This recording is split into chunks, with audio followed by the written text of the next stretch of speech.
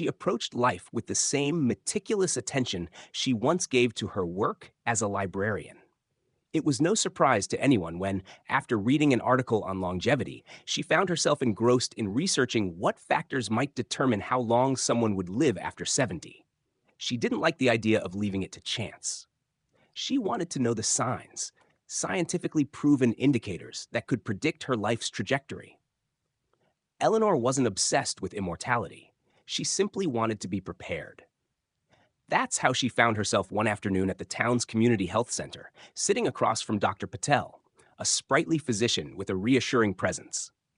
"I've been reading about longevity predictors," Eleanor said, her hands folded neatly in her lap. "What are the real signs, the ones backed by science?" Dr. Patel smiled. "That's a great question, Eleanor. There are indeed some key indicators. Let's talk through them one by one." The first sign, he explained, was walking speed. Researchers had found that gait speed was a powerful predictor of longevity. People over 70 who could walk at a brisk pace, about 1 meter per second, tended to live longer. Eleanor thought back to her own pace. She was steady, but perhaps not as brisk as she used to be. Still, she made a mental note to pick up her pace on her daily walks. "The second indicator," Dr. Patel continued, "is grip strength. It sounds simple, but grip strength is linked to overall muscle health and even heart function. Weak grip strength in seniors is associated with a higher risk of mortality." Eleanor frowned slightly, remembering how her hands had begun to feel weaker when opening jars or carrying grocery bags. She resolved to start using those hand grip tools her neighbor had recommended. Dr. Patel moved on. The third sign was cognitive function. Memory, attention, and problem-solving abilities. These were all markers of brain health. Seniors who maintained sharp minds were shown to live longer, healthier lives. Eleanor's mind was still agile, she thought. She did crosswords, played bridge, and read voraciously. But she made a note to keep challenging herself with new skills, like learning a language or trying her hand at digital puzzles. The fourth sign, Dr. Patel explained, was social connections.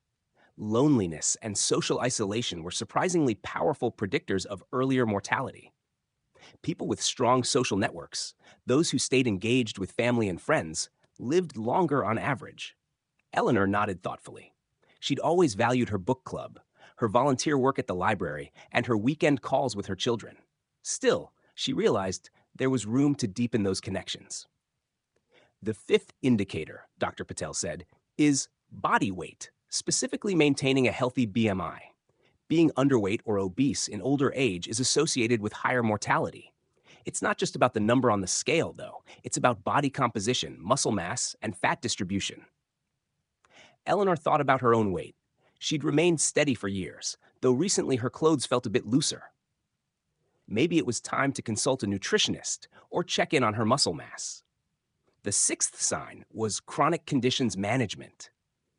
Dr. Patel explained that seniors with well-controlled blood pressure, blood sugar, and cholesterol tended to live longer than those with uncontrolled chronic conditions. Eleanor was meticulous about her health. She took her medications faithfully and monitored her levels at home. Still, she decided to be more proactive about regular checkups. Finally, Dr. Patel shared the seventh sign: optimism and emotional health. Studies had shown that seniors who maintained a positive outlook and good mental health lived longer. Stress, depression, and pessimism could chip away at longevity, while a resilient, hopeful mindset was protective. Eleanor smiled. She had always been a realist, but perhaps she could lean a bit more into optimism, cultivating gratitude and mindfulness. As the conversation ended, Dr. Patel said, "Eleanor, these signs aren't just about predicting lifespan. They're about improving quality of life. The good news is that many of these factors are under your control. You can work on walking speed, strength, social ties, cognitive sharpness, weight, chronic conditions, and even your mindset." Eleanor left the clinic feeling both reassured and motivated. That evening, she sat down at her kitchen table with a notepad and a cup of chamomile tea. She wrote down each of the 7 signs, adding a few action points for each. 1. Walking speed. Start a daily brisk walk. Track my pace. 2. Grip strength. Use hand grippers. Try light weights. 3. Cognitive function. Learn a new game or skill. Read more challenging books. 4. Social connections. Call a friend today. Host a book club meeting. 5. Healthy weight. Check in with a nutritionist. Add more protein to meals. 6. Chronic conditions. Stay on top of doctor appointments. Track blood pressure and sugar. 7. Optimism. Write 3 things I'm grateful for each morning. The next day, Eleanor started putting her plan into action. She called her neighbor, Martha, and invited her for a walk.